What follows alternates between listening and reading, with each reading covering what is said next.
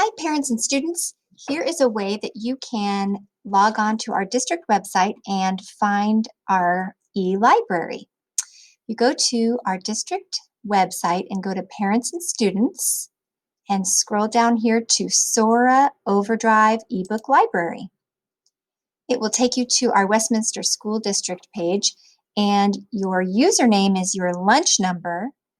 Your password is your last name. Click Sign In. Down on the bottom, you'll see the tabs. There's a Home tab, Explore, Shelf, and Me.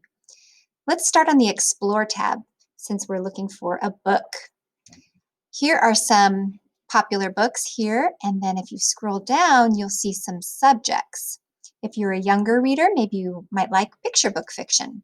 If you're an older reader, maybe you'd like young adult fiction. So we've got lots of different choices down here. I'm going to click on picture book fiction. And I see lots and lots of choices here. If I'm just browsing, I see that this book says placehold and this book says borrow. That means that this book is available, but this book I would have to wait for. So I'm going to look for a book that I can borrow now. I think I might like this one. I'm going to click borrow. And it opens it right in my browser, and I can start reading the book. I just click on the pages to turn the pages.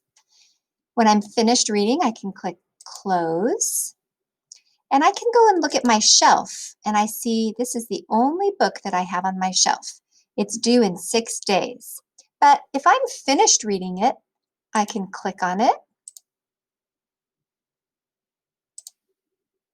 and I can click Return, and I can return it.